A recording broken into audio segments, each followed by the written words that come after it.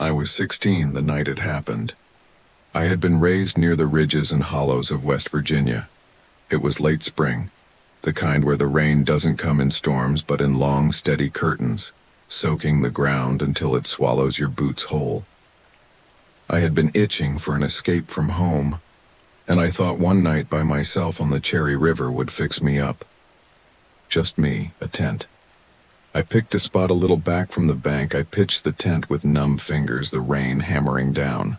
When I finally crawled inside, dripping and exhausted, I felt proud of myself, camping solo, braving the storm. When the daylight started to fade, I cooked some ramen on my little camp stove and sat cross-legged in the glow. The steam fogged my glasses, and I remember thinking how small that circle of light was in all that black, wet wilderness. Beyond it, the forest was endless. It was around 7 in the evening. That was when I first saw the truck.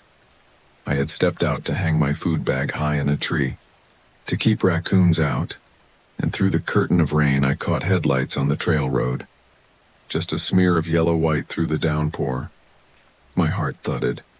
Nobody came out here this late. Not in weather like this. The truck was an old Silverado, paint rusted to hell. It crawled down the muddy road and stopped near the trailhead, not 50 yards from where I was standing in the dark. Half hidden by trees, 2 figures sat inside. A man behind the wheel, a woman slouched on the passenger side. Even at that distance, even with rain sheeting down, I could see the way their faces looked wrong. They didn't get out. Engine idling, windshield wipers dragging across the glass. I told myself it wasn't my business, that maybe they were locals checking the flood level or drunks parking to ride out the storm. I slipped back into my tent, zipped it shut, and sat there listening to the rain. My chest was tight. My hands wouldn't stop trembling. After maybe half an hour, the engine cut off. I realized I wasn't out there alone. The hours dragged slow after the truck went quiet. I sat in that little tent with my flashlight beam, ears straining through the rain. I told myself over and over, they're just sitting out the storm. You'll never see them again, but deep down I knew better. By full dark, when I heard the soft crunch of boots in mud. Close. Too close. My chest seized. I killed my flashlight and held my breath. The footsteps slowed, then stopped right outside my tent. For one awful second I thought someone was about to unzip it. Then came the voice. "You camping alone out here, honey?" I nearly jumped out of my skin. It was a woman's voice. I forced myself to answer, my throat dry. "Yeah, just me." There was a pause. Then she chuckled low. "Well, ain't you brave? You look young." I unzipped the flap just enough to peek out. She was standing there in the downpour. Hair plastered to her face, a jacket that might once have been white but was now stained brown with mud. She had a cheap camera dangling from her neck. "Mind if I take your picture?" she asked. "I'm doing a little spread for the local paper. People who still know how to enjoy the wild. Folks eat that stuff up." Something in my gut screamed, "Bullshit." What kind of newspaper sends somebody into the woods in the middle of a storm to photograph? Still I froze, caught between fear and politeness. My mama had raised me not to mouth off to strangers. I guess, I stammered. She lifted the camera, rain streaking down the lens, and the flash popped white, blinding me for a second. When my vision cleared, she was grinning wider, too wide. "You got a name?" she asked. I shook my head. "Don't think I want to give that out." Her smile flickered. "Well, that's not good. Paper likes names to go with faces." I didn't answer, just ducked back inside my tent, zipped it up, and prayed she'd take the hint. For a long moment, she didn't move. Then finally, the squelch of boots retreating. I sat there shaking, whispering, "What the hell was that?" Over and over, the rain pounded. Thunder rolled. And then later, sometime past midnight, there came another sound.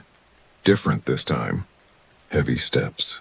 And a voice called out, "You seen my girlfriend?" My heart about stopped. The voice was right outside the tent again, but this one belonged to a man. I unzipped the flap just enough to see him. He was tall, His face was shadowed by the brim of a camo cap, but I caught the glint of his eyes, sharp and wild. "Girl," he said, leaning closer. "You seen her?" "She run off. I saw her earlier," I managed. "She headed back toward the road." He stared at me too long, then spat into the mud. "If you see her again, you let me know."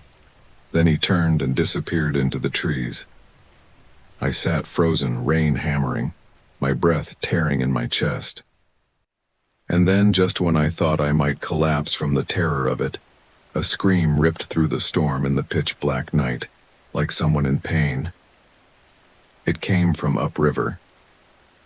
This was a woman's voice, sharp and raw, yanked into the night like her throat was tearing open. I sat there in the tent. The road was a mile back through thick brush, the river swollen and wild to my right, the woods black and endless on every side. Then, through the hiss of rain, I heard footsteps again, slow, deliberate, coming back toward me. The steps stopped. A shadow fell across the tent and heard the woman's voice again. "There you are, sweetheart." The zipper of the tent tugged, an inch sliding open before I slapped my palm against it from inside. "Don't!" I snapped, a laugh soft and wheezy. "Relax, just checking on you." My stomach twisted. Jesus Christ, oh God, what the hell is happening? She shifted closer. "You know, you look real pretty out here. Brave, too. Not many girls your age could handle a night in the rain." I gripped the knife tighter and said, "I want you to leave. Right now." Silence. Just the rain hammering the tent and the river roaring in the dark. Then, almost a whisper, "You don't tell us what to do, little girl." Every hair on my arm stood straight up. For a second I thought she might actually slash open the tent, and I realized I was crying, though I hadn't noticed until the tears blurred my vision. And then, another scream, this one closer. The woman froze. She hissed almost to herself, "He found something." Without another word, she spun away into the rain. I unzipped the tent, just enough to see her lurching toward the tree line, camera swinging from her neck, head snapping side to side like she was hunting in the dark. Minutes passed. Maybe hours. Time dissolved in that wet darkness. Finally, I made myself move. I stuffed my flashlight, knife, and whatever food I could grab into my pack. My tent, my stove, all the rest, I left it. I slid out into the rain, creeping through the brush away from the river. The mud sucked at my boots, branches tore at my sleeves. But I didn't care. I just had to get to the road. But halfway up the ridge, a voice rang out behind me. "Where you running, sweetheart?" I froze mid-step. My heart jammed into my throat. I turned just enough to see him. He was standing at the bottom of the ridge, half lit by a flash of lightning. Mud streaked his face, and in one hand he carried something heavy. Oh, God. He grinned, all teeth. "Storm like this, girl like you? World'll swallow you whole if you don't have someone with you." He took a slow step closer, then he took another step closer. I raised the knife. "I'll cut you if you come near me. I swear to God." He stopped. Then he laughed, deep, mean, like a dog growling. "You? With that little toy?" He swung the chain once, letting it clink against a rock.